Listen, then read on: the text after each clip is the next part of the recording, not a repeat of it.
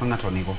The difference is level ma pesa. In kata mana ng'ama wacho ni broker gibende gin gi pesa, to nitie jomoko ma be dwaro gima ni lower of them. Gima wacho ni gaji, know your worth and know what you want. Ng'e ni gimidwaro. Ng'e seche moko nyalo dhi ni dwaro gimoro mohingi moloyi ma kata kidware to gichacha dhi mi stress, dhi mi depression. Pesa ni bende nitie jomoko ma openjo an ko bi pesa no inyalo timo gang'o nikech pesa no bor gimodwaro kirange to gibor gi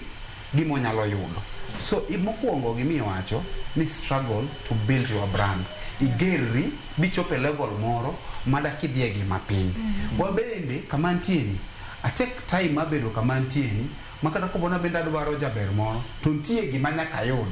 odaka dhia to wacho na in koro bika ntie gima iwacho fit ma kichako iwacho ni onego benua invest kata kido ng'ato onego beno teri e school mondo sustain pesa kata ko onge gima osetimre nwa wan joma chuo malich kabicha ma history osewacho eni ichudo jaber iere itere school ipuonje ni mondo mi chieng' moro ka ionge to nyalo sustain family ni bang'e kitieko puonji to wacho ni anto koro class koro hingo mari anto koro in koro donga gi pesa ni Kizungu mo wacho ka koro bende Kizungu no hingo mari to dhi owe kanyo gina paro ni osekelo shida mang'eny ma anto kokora kana kwayo ng'wono ko madhi koso ni kanyo taonge kamwe kata ko school no mano taonge pesa mantiere kuno kihendri go pesa kia mwani dogi pesa na no school mano mari doga ki to iro kidi chulo